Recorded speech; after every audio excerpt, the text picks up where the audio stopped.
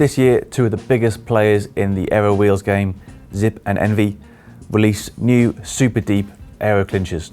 ENVE announced the 7.8 and Zipp the new NSW generation of the 808 carbon clincher. With the two coming out together and the brands being such big rivals, this seemed like a great opportunity for a head-to-head test. Interestingly, both wheel sets have new machined brake tracks. Both claim to radically improve braking performance over any previous carbon fiber wheels. And of course, both brands say that their new wheels are both more stable and faster than their previous generations. When we put them on the scales, the Zipp 808 NSWs weighed 1,795 grams for the pair. The ENVE 7.8 weighed 1,708 grams. So on paper at least, that's round one to the ENVEs, but of course it'll be interesting to see how that weight difference translates on the road. Both wheel sets also boast brand new carbon fiber proprietary hub sets. After years of wanting to do their own, ENVE now have their own carbon fiber hub. It's a cost upgrade option and it drives the price of the 7.8 clinchers well north of £3,000. Zipp have long had their own hubs, but the brand new set in the 808 NSWs also features their axial clutch technology, which disengages the free hub in the rear wheel when you're coasting and sort of removes the drag caused by the free hub ratchet mechanism. If you spin the wheel in your hand, you can still hear the free hub by some black magic and very clever engineering. When you're riding the wheel and you coast, it's near silent. Of course, this is something that's sort of very hard to test, but when you really notice it is when you're riding with other people and the couple of guys in front of you stop pedaling, you stop pedaling at the same time, and you find you just sort of run at the bike ahead. However you think you sort of may or may not be able to notice the drag from a free hub or its absence. When you ride the 808 NSWs, you really do notice that sort of faster coasting sensation.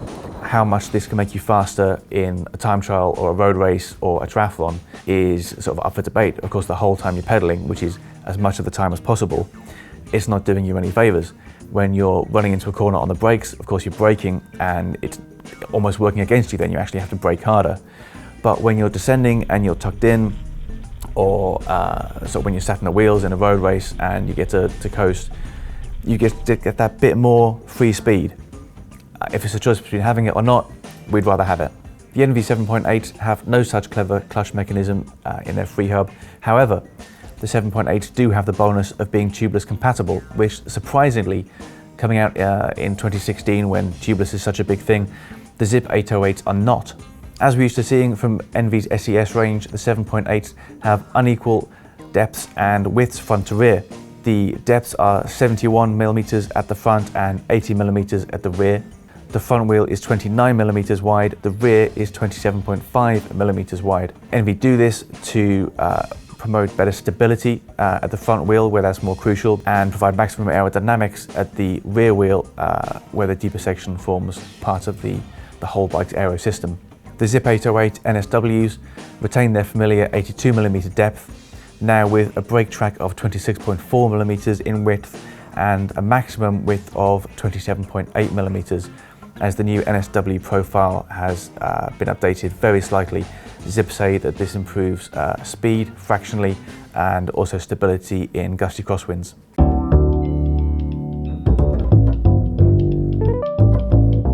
We've ridden both wheel sets for hundreds of miles each in the wet and the dry, and we've road raced on them too. There are 5 main things that we're looking for with wheel performance. How stable are they in difficult crosswinds? How good is the braking in the wet and the dry? How responsive are they to accelerations? How stiff are they laterally? How well do they climb? Because that's important even for a super deep wheel. And fifth, and of course most importantly, how fast are they? Through months of testing in pretty much whatever weather came up, we had plenty of opportunity to test the stability of these wheels. In fact, we actively sought windy days to go out riding them. The stability of both wheel sets is impressive considering their depth. However, through a combination of their shape and the shallower front wheel, the ENVE 7.8s do have a clear advantage in this regard. The 808, you can ride on a pretty windy day and you get nudged around a bit and it's never scary. This alone is impressive for an 82mm wheel. The 7.8s, on the other hand, almost immune to crosswinds. You can go out on a really open road with a 25-mile-an-hour crosswind, trucks coming the other way, or passing a big hedge with a gate in it, and you get that sudden gust of wind that on older generation wheels would have you swerving all over the road, the 7.8s barely flinch. The stability is absolutely incredible. Stability, that's a win for ENVE. Braking is a really hot topic with this head-to-head as well, seeing as both Zipp and ENVE have new machined brake tracks. They're very similar in appearance, with serrated surfaces that are intended to clear water away and provide more immediate response, get rid of that hard-stopping delay you can experience with carbon wheels in the wet. In the dry, both wheel sets deliver excellent braking performance. It's significantly sharper than we're used to from carbon wheels, and there's excellent modulation as well. It really gives some extra confidence. It was in the wet where we were able to identify a clearer difference between them. The ENVEs have almost completely banished the delay you used to experience with carbon rims in the wet. You pull the brake lever and power arrives almost instantly, not quite as instantly as in the dry or with the very best alloy rims, but very, very quickly, and there's no heart-stopping moment where you wonder if you're going to stop or not. The Zipps, on the other hand, as strong as they feel in the dry, it didn't really translate to wet braking. Yes, it is better than previous generations and most other carbon wheels, but really ENVE have raised the bar so much in this regard that the new Zipp surface is kind of put in the shade in the wet. The delay is shorter than we're used to before braking arrives, but there is still noticeably more delay than with the ENVEs. So, wet braking, that's another one for ENVE. Even if you plan on using these wheels for long distance triathlon or time trialing, responsiveness and acceleration still matters. If you plan on using them for road racing, it's hugely important. Because there's no substitute for wheel competition, we fitted these wheel sets and went racing.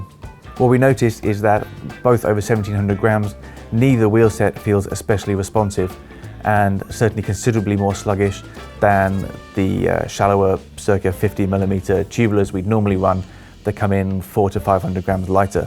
Almost regardless of the type of course, whether it's a flat airfield on a weekday evening or a lumpy 100-kilometer league road race, you need that responsiveness, because it's not just about punching up a hill, it's not just about the sprint finish, it's about making your own accelerations and attacks or following them, and you need that snap from a wheel set.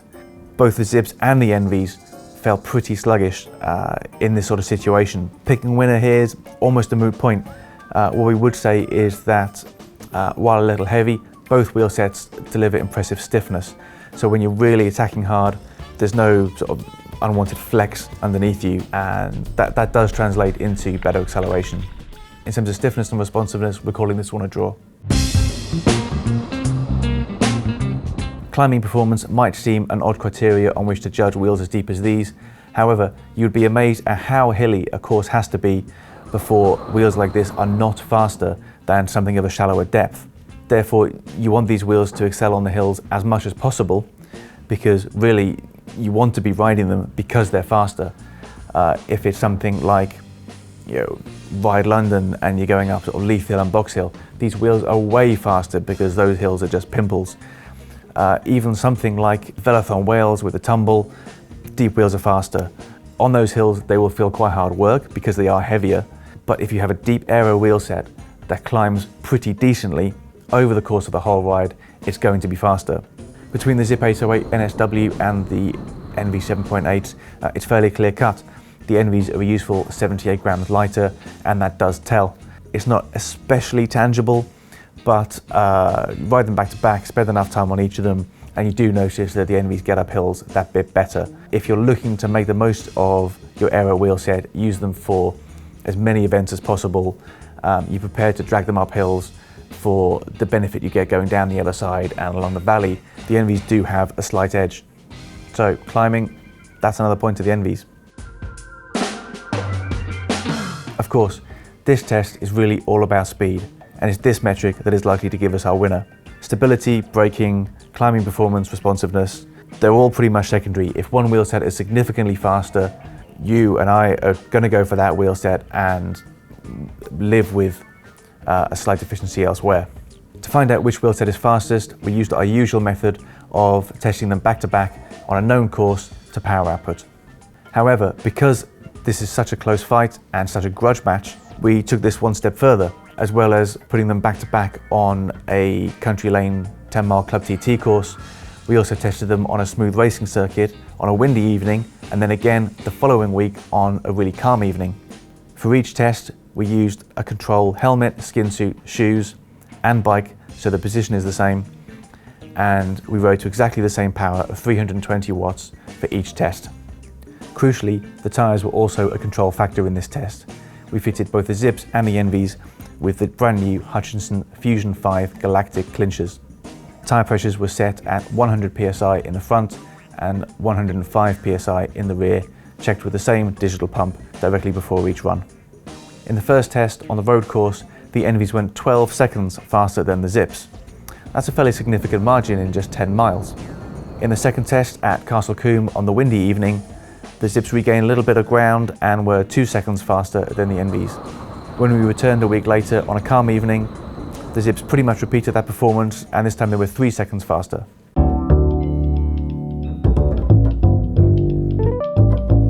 So overall, it's extremely close. The ENVEs were faster in one test, the Zipps very slightly faster in another. Looking back at the total of all of our testing, the timed elements, road testing, the racing, we were able to arrive at a verdict.